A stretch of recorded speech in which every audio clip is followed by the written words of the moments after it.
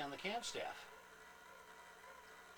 So I remember, I can't remember his name, but there was a Norwegian scout, and there was a scout from England, and I pulled this out of the dumpster, which, if it will go back on the wall at Camp Wilderness, I will be more than happy to donate it if I'm guaranteed it'll go back. But in 1967,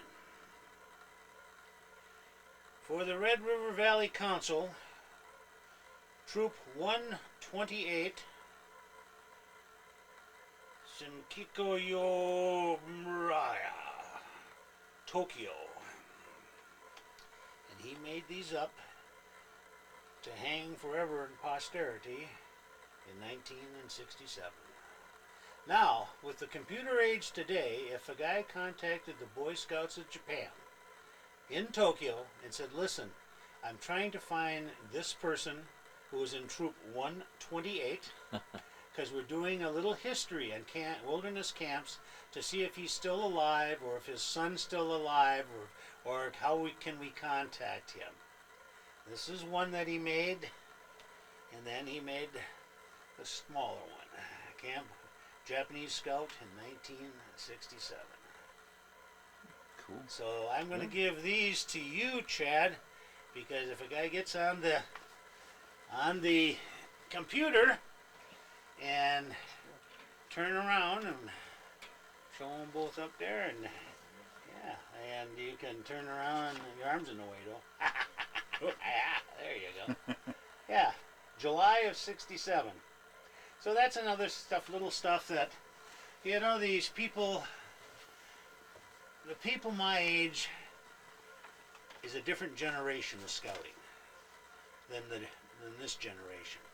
And each generation comes along, but we should preserve some of the history of each generation so that the people that are getting retiring or getting out of scouting might donate money to different memorials or to building funds or to whatever.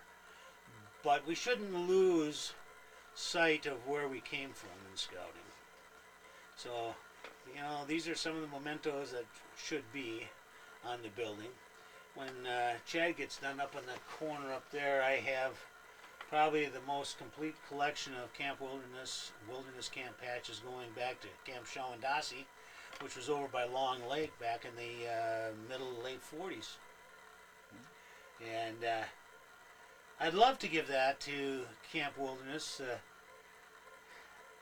if I was guaranteed that it would always be there. We'll definitely let you know when that's a possibility. When that's a possibility. And, I'm not... I look at it as that who's responsible for what.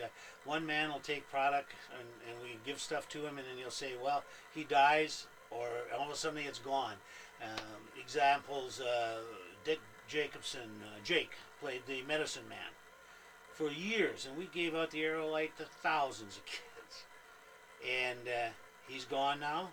I can't tell you where his patch blanket is and where his history is. Pete Itzo is in the home now. He's not doing too good, but where's his stuff at? Bill Molaski, he's gone. Where did his stuff go? Father Wild is gone. Where did his stuff go? We keep losing. We're losing the history, the memorabilia, the fun times that we had is what we're doing. And I remember here, what was it, last year we were downtown having coffee, and we're all kind of sitting around the table laughing about how I used to tell the Indian stories and legends around the campfire and scare the kids. And this one guy, he was real silent, and he was in his 30s, middle 30s or something. We get all done, he says, he said, I was one of those scouts, he says, and you scared me. I remember that. Yeah, so... Well, with what you're saying in mind, I guess that's kind of the goal of the History Committee for the Alumni Association, to find and preserve as much of the camp's history as we can possibly do, and eventually come up with a place to condense it and collect it where it's safe and it's not going to be destroyed or anything like that. So Well, 100 years from now, none of us are going to be here. probably And, not. and if you go to any museum, they'll say, well, gee, you can't have this type of wood because it emits an odor, and you can't have that type of glass, and you can't have this for old. Listen, 100 years from now, who cares? Get the stuff in, set it up on display, let people enjoy it. Get a number of us older scouters to go out and raise money on the condition it would be built as a multi-purpose building where it'll have a men's and a women's, a camp director, an assistant director, some 2-3 offices, and then a third of the building memorabilia from all these scouters that donated thousands of hours of their time planting the trees up there, building the campsites up there, cutting the roads in up there, to share some of this stuff over the years. Yeah. I remember when you go to Camp Wilderness or wilderness camps, and you know where the dining hall is, and when you start down the steps to go to the waterfront, and you go maybe about 20 feet down, if you look off to the right into the bush there, you'll see a kind of what's left of a concrete slab. It's probably about 8 foot by 15 foot wide, 8 foot wide, 10 foot wide. Well, when I was there in 1953, that was the trading post. And it was a wood building, and 2 guys would stand inside, and they would drop the front down. So you stood outside, and you would stand there, and you'd point what you want and everything else, and then they would give you the candy bars and the patches and everything else. But that was the first trading post where I bought my first patch at camp, or wilderness camp.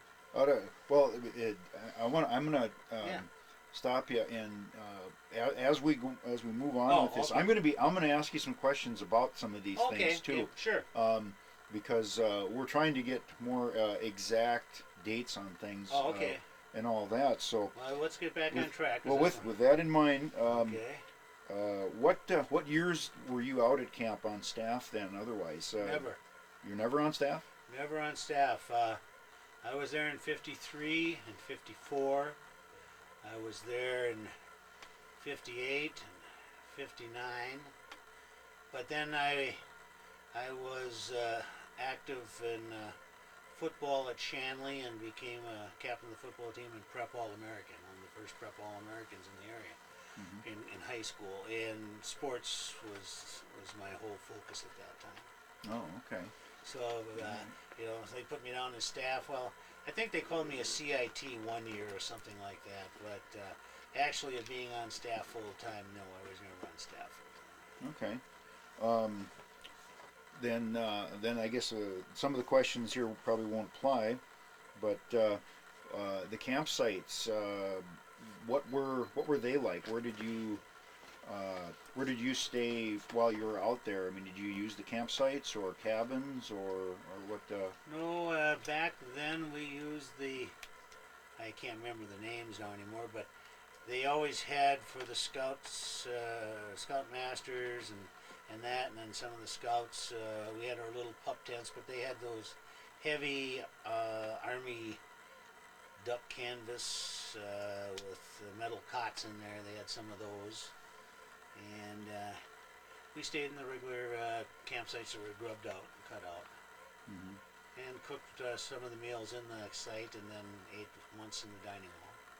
Okay, that was during a week-long stay. During the week-long, yeah. Okay. Let's see. What you were talking about the where the trading post was, and originally that was the first dining hall, I believe, also. No, before that. No. Well, I know, like in John's DeWord's book there, he talks about that the building originally had started out as in 1946 or 47 as a dining hall or a cook shack anyway, because in fact there's even some pictures in there in regards to that they were doing cooking in there. Well, it's so small you couldn't have seated anybody in there. Maybe you could cook in there, and they'd come to the front and get your meal and have to go sit down out in the grass someplace. Yeah, that could very well be. It was more like a kitchen than anything, I suppose. Do you remember by any chance if during the times that you'd been out there, if that building was ever just moved from there to another point in camp? I have a vague recollection that it burnt down. Oh, really? And I can't put my finger on it, but way back in here, I have a thing that I think it burnt down. Okay. It wasn't that big of a building.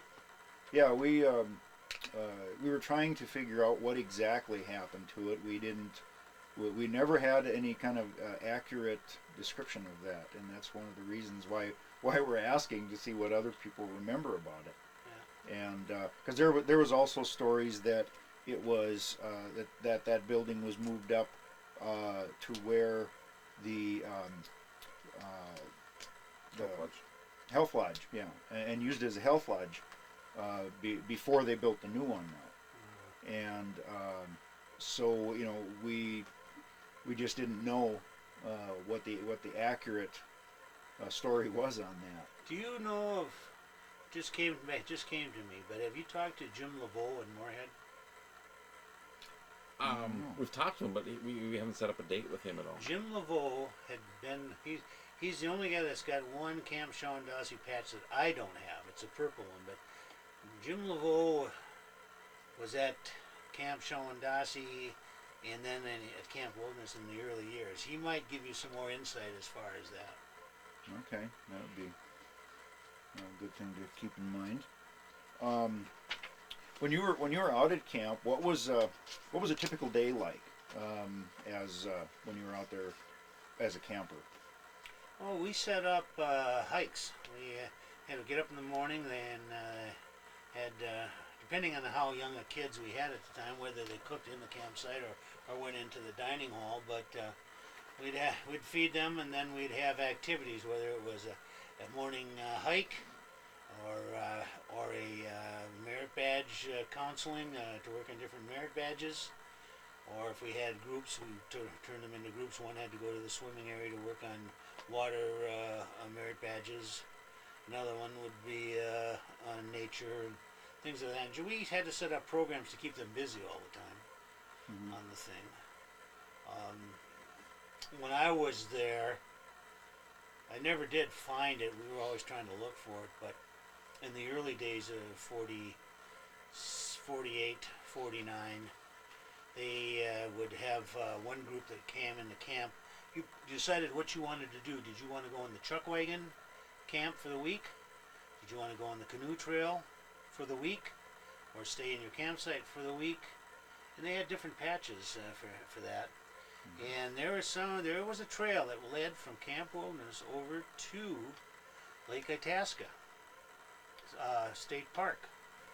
And they would take that trail over there. They would follow two mules and a chuck wagon, and that had all the cooking gear. And then they would sleep out along the trail as they went, and then they would go out for 2 days out, 2 days back, and then a couple days in camp.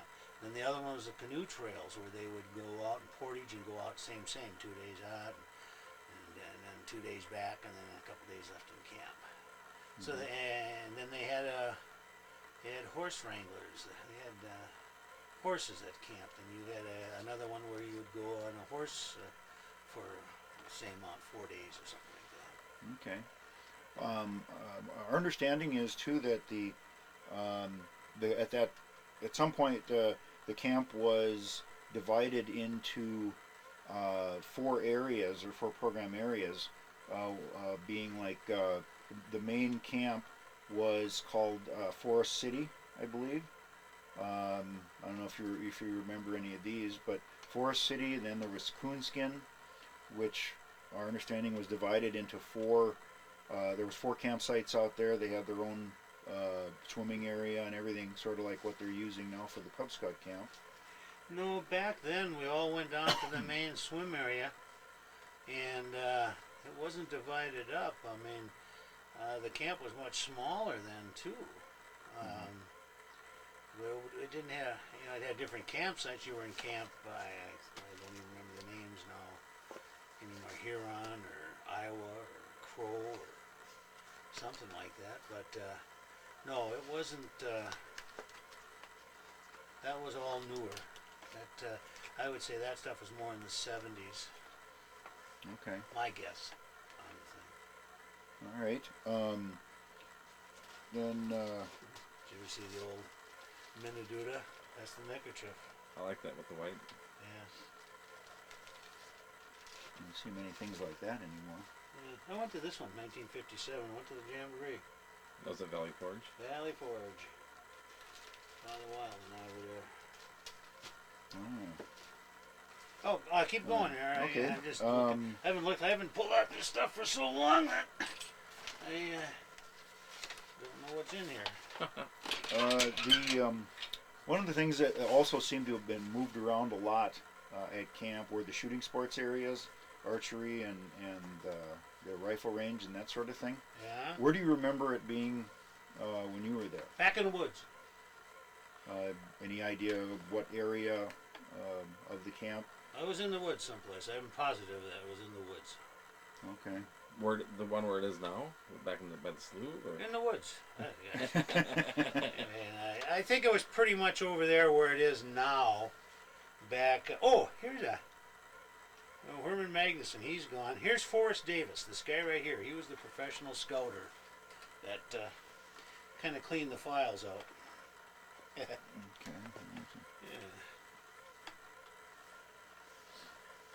Yeah. Well, we had also found that there was at one time a shooting sports area out by Deep Lake, and it wasn't very big, but there was one out there. There is supposedly one where the climbing tower is now, in that general area. So it seems like it's moved around quite a bit over the years, but. Yeah, this was one of our groups when we did Indian programs. Look at that picture. That's kind of a cool picture. At that time, I had a white Indian. My Indian garb was white felt until it rotted off of me. I don't know as far as how they moved that stuff all around over the years. I always think that all the rifles had bent barrels because you could never hit the target. What was any of the strangest things that you ever remember happening out at camp while you were out there? Strange things. Well, one of the newest ones, the recent ones here. What was it when we had that anniversary here a couple years ago? The 60th. The 60th. And I had my Indian garb on, and I was down there. First of all, I went over to the younger kids, and I told some stories in the daytime, some easier ones. And then I went down to the main campfire, and I'm watching, and I'm looking out there, and I'm seeing all these. There's Steve Shark there, and he was a camp staff, and he was listening to me, and all these guys that for the last 30, 40 years. And so I'm standing down there, and before I do anything, No kola washte le washte wakanda the true wapathin etoni. Grandfather Indidiwan stands before you. I who speak am he. I am the Choya Wachichichu. I am Lone Wolf. I am the spirit rider in the winds. I call for the souls and the spirits of all the scouters who have gone to come to join our campfire. Del Westland, Herman Magnuson, Swanee Swanson, Myron Herner. And I go on, and all of a sudden there's these two loons that fly directly over the fire. And when they were directly over the fire, and I call upon the spirit of the first director, Orville Reed. And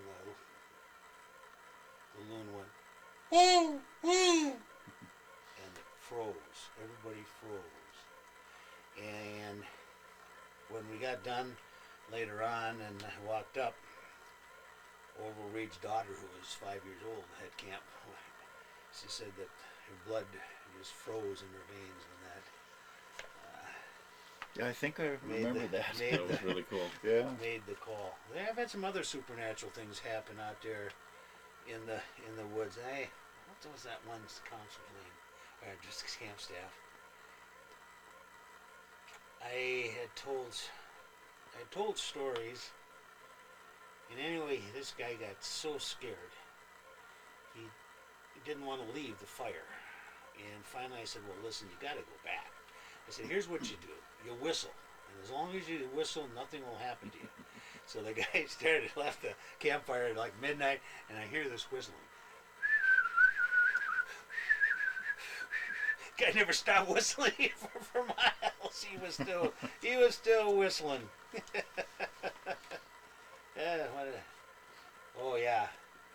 Then when we were doing legends and stories over at Camp Oboniquat, and that Camp Oboniquat was part of the Grand Forks outfit, and there was a lot of Indian burial sites in that area over by White Earth. This is a little off the track, I know, but this one even scared me. And Dick Jacobson, the medicine man, he was down it was a natural hollow. It's a bowl, and just like a bowl, and it's right down in the woods. It was a still night. There wasn't a branch moving. It was perfectly still, and the fire was off the ground about this high, and the fire had been burning for an hour. And so Jake, he stands down there, and he calls for Nachoya Wachichichu to enter the sacred fire. Now I'm up on the ridge, so I strike. At that time we used road flares. So they would smoke and all of a sudden I'd light these 2 flares and put them down. All you see this Indian up on the hillside in a glow of red and smoke standing up in the hill like this. And Jake's down there by the fire. And honest to God, this fire that was here and the noise went.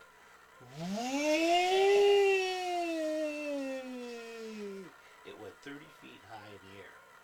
And I'm up on the hillside saying, "How did he do that?" And Jake, he's standing down the bowl saying, "How did he do that?" And when we got done, it was just like the spirits accepted that we were there to give them honor, and that was it.